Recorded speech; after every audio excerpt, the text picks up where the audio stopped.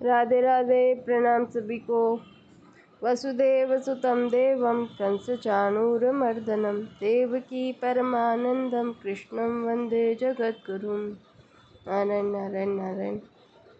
कल श्लोक संख्या 13 तक की चर्चा हो गई थी। अब आगे 14वां श्लोक। अनित्य वस्तु शरीर आदि को लेकर जो शोक होता है उसकी निवृत्ति के लिए कहते हैं। मात्रा स्पर्शास्तु कौन्तेय शीतोष्ण सुख दुःखदा आगमापायनो नित्यांस्तान्तितिक्षस्व भारत। हे कुंती नंदन, इंद्रियों के विषय जड़ पदार्थ तो शीत अनुकूलता और उष्ण प्रतिकूलता के द्वारा सुख और दुख को देने वाले हैं तथा आने जाने वाले और अनित्य है। हे भरत वंशोद्भव अर्जुन, उनको तुम सहन करो। व्याख्या। यहाँ एक शंका होती है कि इन 14वें 15वें श्लोकों से पहले 11वें 13वें श्लोक तक और आगे 16वें से 30वें श्लोक तक देही और देह इन दोनों का ही प्रकरण है। फिर बीच में मात्रा स्पर्श के ये 2 श्लोक प्रकरण से अलग कैसे आए? इसका समाधान यह है कि जैसे 12वें श्लोक में भगवान ने संपूर्ण जीवों के नित्य स्वरूप को बताने के लिए किसी काल में मैं नहीं था ऐसी बात नहीं है ऐसा कहकर अपने को उन्हीं की पंक्ति में रख दिया, ऐसे ही शरीर आदि मात्र प्राकृत पदार्थों को अनित्य विनाशी परिवर्तनशील बताने के लिए भगवान ने यहाँ मात्रा स्पर्श की बात कही है। तू इस पद से नित्य तत्व से देहादि अनित्य वस्तुओं को अलग बताने के लिए यहाँ तू पद आया है। मात्रा स्पर्शा जिनसे माप तौल होता है अर्थात जिनसे ज्ञान होता है, उन ज्ञान के साधन इंद्रियों और अंतःकरण का नाम मात्रा है। मात्रा से अर्थात इंद्रियों और अंतःकरण से जिनका संयोग होता है उसका नाम स्पर्श है। अतः इंद्रियों और अंतःकरण से जिनका ज्ञान होता है ऐसी सृष्टि के मात्र पदार्थ मात्रा स्पर्शा है। यहाँ मात्रा स्पर्शा पद से केवल पदार्थ ही क्यों लिए जाएं? पदार्थों का संबंध क्यों न लिया जाए?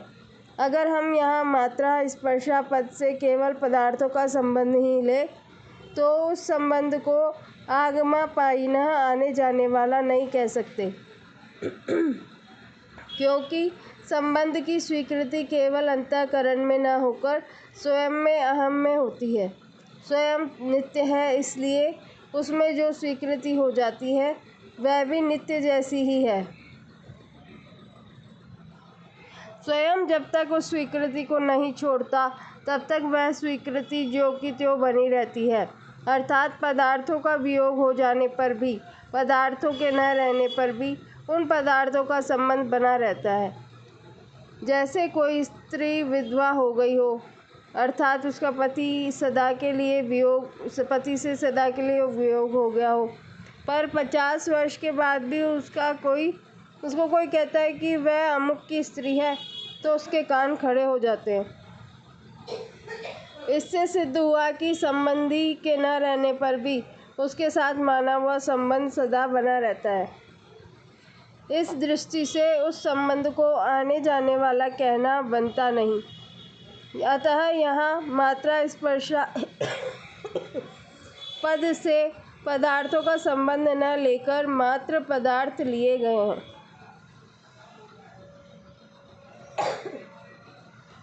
शीतोष्ण सुख दुःखदा, यहाँ शीत और उष्ण शब्द अनुकूलता और प्रतिकूलता के वाचक है। अगर इनका अर्थ सर्दी और गर्मी लिया जाए तो केवल त्वगी इंद्रिय त्वचा के विषय में हो जाएंगे जो कि एक देशीय है। अतः शीत का अर्थ अनुकूलता और उष्ण का अर्थ प्रतिकूलता लेना ही ठीक मालूम देता है। मात्र पदार्थ अनुकूलता प्रतिकूलता के द्वारा सुख दुख देने वाले हैं, अर्थात जिसको हम चाहते हैं ऐसी अनुकूल वस्तु व्यक्ति परिस्थिति घटना देश काल आदि के मिलने से सुख होता है और जिनको हम नहीं चाहते ऐसी प्रतिकूल वस्तु व्यक्ति परिस्थिति आदि के मिलने से दुख होता है।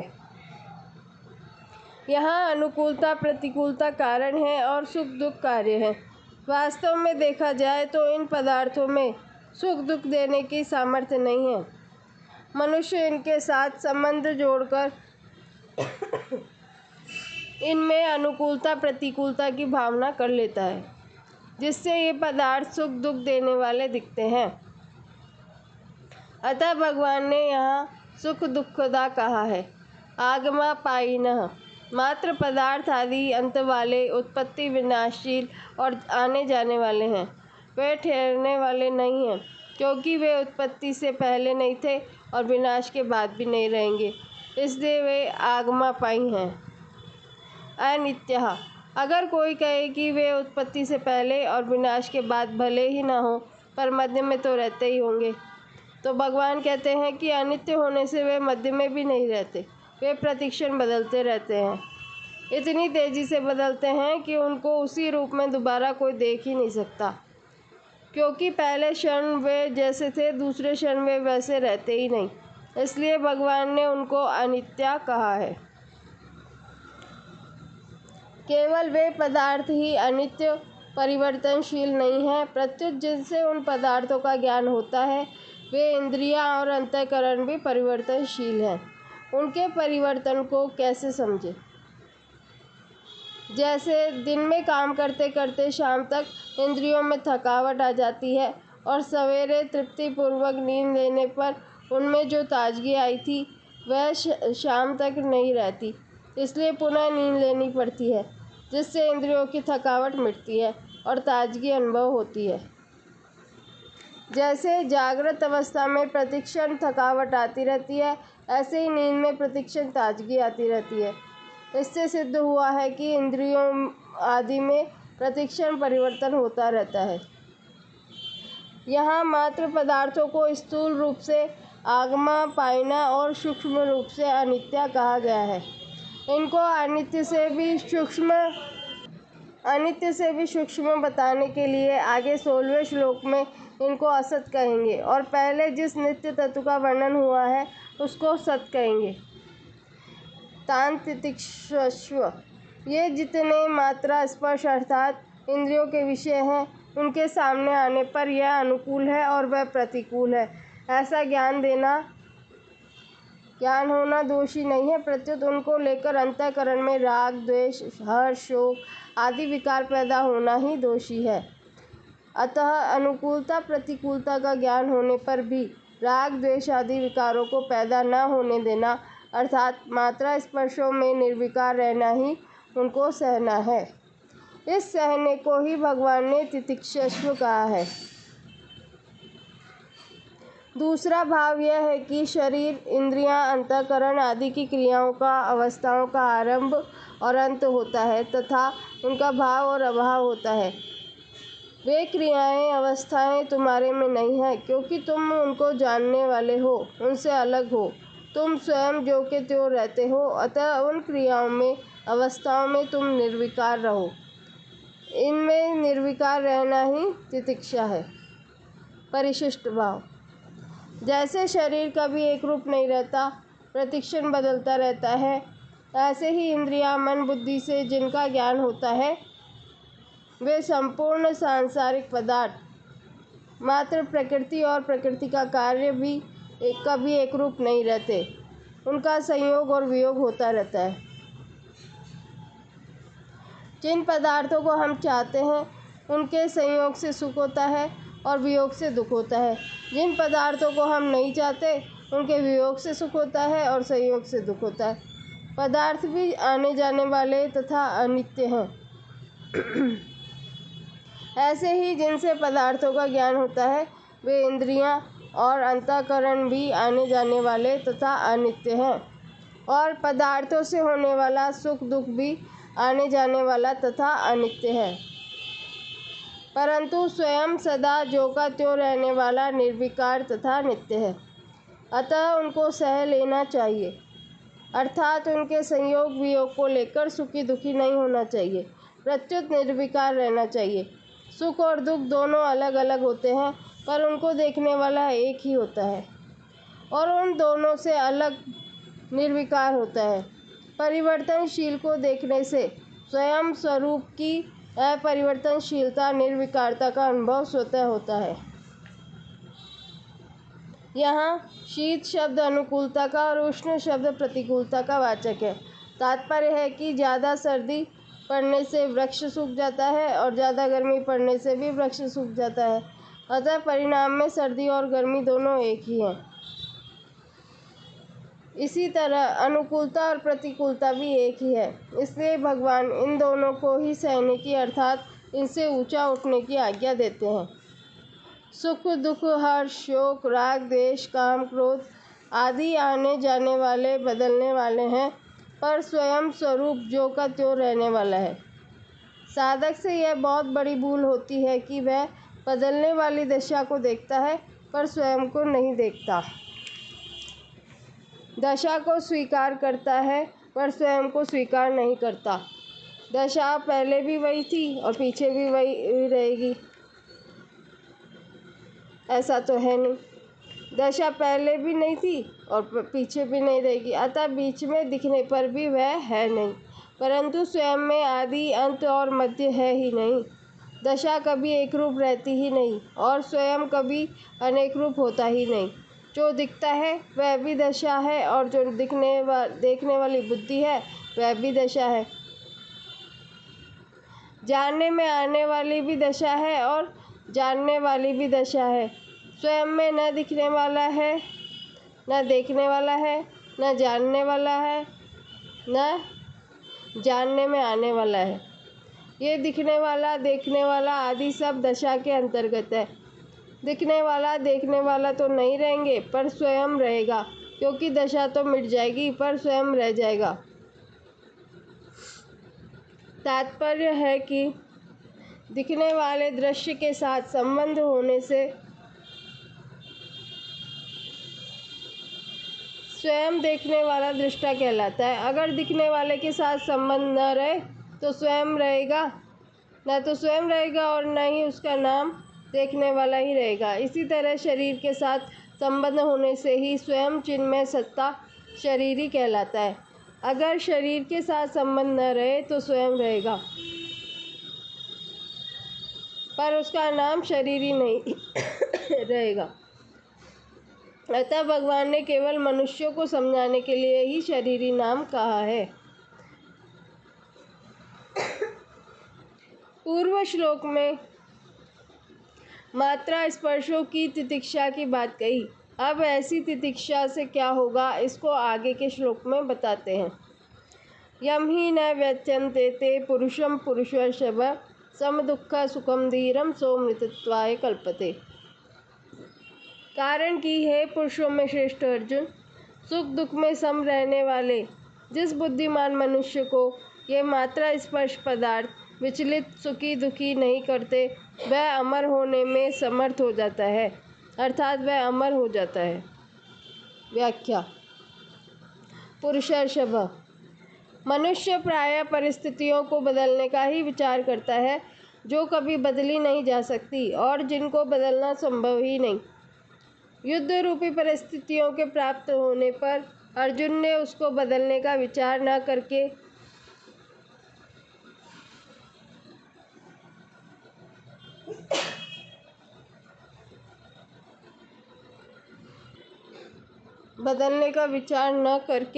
अपने कल्याण का विचार कर लिया है। यह कल्याण का विचार करना ही मनुष्यों में उनकी श्रेष्ठता है। सम दुःख सुखम धीरम, धीर मनुष्य सुख दुख में सम होता है। अंतःकरण की वृत्ति से ही सुख और दुख ये दोनों अलग अलग दिखते हैं। सुख दुख के भोग में पुरुष चेतन हेतु है और वह हेतु बनता है प्रकृति में स्थित होने से। जब वह अपने स्वरूप में स्थित हो जाता है तो सुख दुख को भोगने वाला कोई नहीं रहता। अतः अपने आप में स्थित होने से वह सुख दुख में स्वाभाविक ही सम हो जाता है। यम ही न व्यथन्ते ते पुरुषम, धीर मनुष्य को ये मात्रा स्पर्श अर्थात प्रकृति के मात्र पदार्थ व्यथा नहीं पहुँचाते। प्राकृत पदार्थों के संयोग से जो सुख होता है वह भी व्यथा है और उन पदार्थों के वियोग से जो दुख होता है वह भी व्यथा है। परंतु जिसकी दृष्टि समता की तरफ है उसको ये प्राकृत पदार्थ सुखी दुखी नहीं कर सकते। समता की तरफ दृष्टि रहने से अनुकूलता को लेकर उस सुख का ज्ञान तो होता है, पर उसका भोग न होने से अंतःकरण में उस सुख का स्थायी रूप से संस्कार नहीं पड़ता। ऐसे ही प्रतिकूलता आने पर उस दुख का ज्ञान तो होता है, पर उसका भोग न होने से अंतःकरण में उस दुख का स्थायी रूप से संस्कार नहीं पड़ता। इस प्रकार सुख दुख के संस्कार न पड़ने से वह व्यथित नहीं होता। तात्पर्य यह हुआ कि अंतःकरण में सुख दुख का ज्ञान होने से वह स्वयं सुखी दुखी नहीं होता। सोमृतत्वाय कल्पते। ऐसा धीर मनुष्य अमरता के योग्य हो जाता है, अर्थात उसमें अमरता प्राप्त करने की सामर्थ्य आ जाती है। सामर्थ्य योग्यता आने पर वह अमर हो ही जाता है। इसमें देरी का कोई काम नहीं, कारण कि उसकी अमरता तो स्वतः सिद्ध है। केवल पदार्थों के संयोग वियोग से जो अपने में विकार मानता था, यही गलती थी। विशेष बात, यह मनुष्य योनि सुख दुख भोगने के लिए नहीं मिली है, प्रत्युत सुख दुख से ऊंचा उठकर महान आनंद परम शांति की प्राप्ति के लिए मिली है। जिस आनंद सुख शांति के प्राप्त होने के बाद और कुछ प्राप्त करना बाकी नहीं रहता। अगर अनुकूल वस्तु व्यक्ति परिस्थिति आदि के होने में अथवा उनकी संभावना में हम सुखी होंगे, अर्थात हमारे भीतर अनुकूल वस्तु व्यक्ति आदि को प्राप्त करने की कामना लोलुपता रहेगी, तो हम अनुकूलता का सदुपयोग नहीं कर सकेंगे।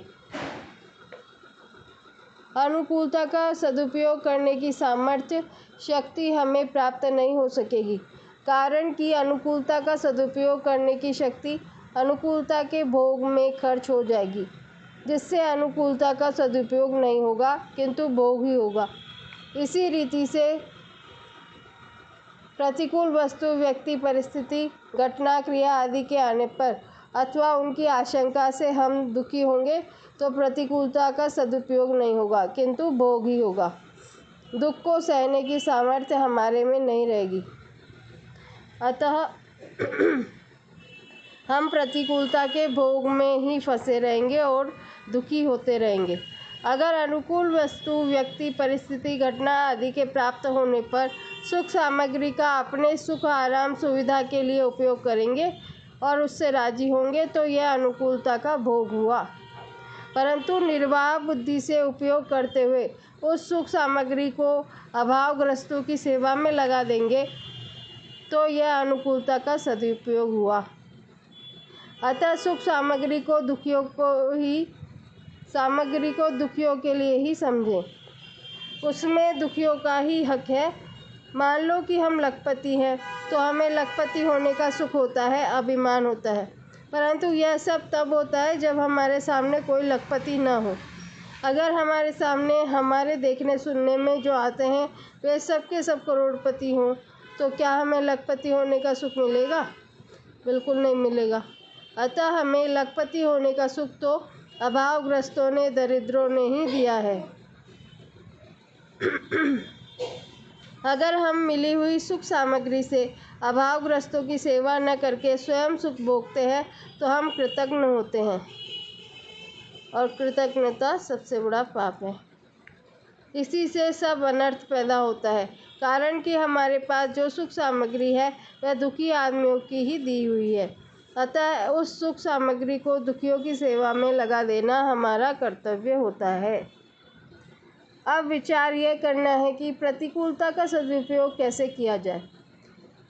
दुख का कारण सुख की इच्छा आशा ही है। प्रतिकूल परिस्थिति दुखदायी तभी होती है जब भीतर सुख की इच्छा रहती है। अगर हम सावधानी के साथ अनुकूलता की इच्छा का, सुख की आशा का त्याग कर दें, तो फिर हमें प्रतिकूल परिस्थिति में भी दुख नहीं हो सकता, अर्थात हमें प्रतिकूल परिस्थिति दुखी नहीं कर सकती। जैसे रोगी को कड़वी से कड़वी दवा लेनी पड़े तो भी उसे दुख नहीं होता, प्रत्युत इस बात को लेकर प्रसन्नता होती है कि इस दवाई से मेरा रोग नष्ट हो रहा है। ऐसे ही पैर में कांटा गहरा गड़ जाए और कांटा निकालने वाला उसे निकालने के लिए सुई से गहरा घाव बनाए तो बड़ी पीड़ा होती है। उस पीड़ा से वह सिसकता है, घबराता है, पर वह कांटा निकालने वाले को यह कभी नहीं कहता कि भाई तुम छोड़ दो, कांटा मत निकालो। कांटा निकल जाएगा तो सदा के लिए पीड़ा दूर हो जाएगी। इस बात को लेकर वह इस पीड़ा को प्रसन्नतापूर्वक सह लेता है। यह जो सुख की इच्छा का त्याग है, इस त्याग को करके दुख को, पीड़ा को प्रसन्नतापूर्वक सहना है, यह प्रतिकूलता का सदुपयोग है। अगर वह कड़वी दवाई लेने से कांटा निकालने की पीड़ा से दुखी हो जाता है तो यह प्रतिकूलता का भोग है, जिससे उसको भयंकर दुख पाना पड़ेगा। यदि हम सुख दुख का उपभोग करते रहेंगे तो भविष्य में हमें भोग योनियों में अर्थात स्वर्ग नरक आदि में जाना ही पड़ेगा, कारण कि सुख दुख का भोग के स्थान ये स्वर्ग नरक आदि ही है। यदि हम सुख दुख का भोग करते रहेंगे तो सुख दुख से सम नहीं रहेंगे और सुख दुख से ऊंचे नहीं उठेंगे, तो हम मुक्ति के पात्र कैसे होंगे? नहीं हो सकते। 14वें श्लोक में भगवान ने कहा है कि ये सांसारिक पदार्थ आदि अनुकूलता प्रतिकूलता के द्वारा सुख दुख देने वाले और आने जाने वाले हैं, सदा रहने वाले नहीं हैं, क्योंकि ये अनित्य है, क्षणभंगुर है। इनके प्राप्त होने पर उसी क्षण इनका नष्ट होना शुरू हो जाता है। इनका संयोग होते ही इनसे वियोग होना शुरू हो जाता है। यह पहले नहीं थे, पीछे नहीं रहेंगे और वर्तमान में भी प्रतिक्षण अभाव में जा रहे हैं। इनको भोगकर हम केवल अपना स्वभाव बिगाड़ रहे हैं, सुख दुख के भोगी बनते जा रहे हैं। सुख दुख के भोगी बनकर हम भोग योनि के ही पात्र बनते जा रहे हैं। फिर हमें मुक्ति कैसे मिलेगी? हमें भुक्ति भोग की ही रुचि है तो फिर भगवान हमें मुक्ति कैसे देंगे? इस प्रकार यदि हम सुख दुख का उपभोग न करके उनका सदुपयोग करेंगे तो हम सुख दुख से ऊंचे उठ जाएंगे और महान आनंद का अनुभव कर लेंगे। परिशिष्ट भाव। स्वरूप सत्ता रूप है, सत्ता में कोई व्यथा नहीं है। शरीर में अपनी स्थिति मानने से ही व्यथा होती है, अतः शरीर में अपनी स्थिति मानते हुए कोई भी मनुष्य व्यथा रहित नहीं हो सकता। व्यथा रहित होने का तात्पर्य है प्रिय को प्राप्त होकर हर्षित न होना और अप्रिय को प्राप्त होकर उद्विग्न न होना। व्यथा रहित होने से मनुष्य की बुद्धि स्थिर हो जाती है। स्थिर बुद्धि सम्मूढ़। सुखदायी दुखदायी परिस्थिति में सुखी दुखी होना ही व्यथित होना है। सुखी दुखी होना सुख दुख का भोग है। भोगी व्यक्ति कभी सुखी नहीं रह सकता। साधक को सुख दुख का भोग नहीं करना चाहिए, प्रत्युत सुख दुख का सदुपयोग करना चाहिए। सुखदायी दुखदायी परिस्थिति का प्राप्त होना प्रारब्ध है और उस परिस्थिति को साधन सामग्री मानकर उसका सदुपयोग करना वास्तविक पुरुषार्थ है। इस पुरुषार्थ से अमरता की प्राप्ति हो जाती है। सुख का सदुपयोग है दूसरों को सुख पहुंचाना, उनकी सेवा करना, और दुख का सदुपयोग है सुख की इच्छा का त्याग करना। दुख का सदुपयोग करने से साधक दुख के कारण की खोज करता है। दुख का कारण है सुख की इच्छा। यही संस्पर्श जाब होगा दुख योनः एवते। जो सुख दुख का भोग करता है उस भोगी का पतन हो जाता है, और जो सुख दुख का सदुपयोग करता है वह योगी सुख दुख दोनों से ऊंचे उठकर अमरता का अनुभव कर लेता है। अब आगे के श्लोक की चर्चा कल करेंगे। राधे राधे।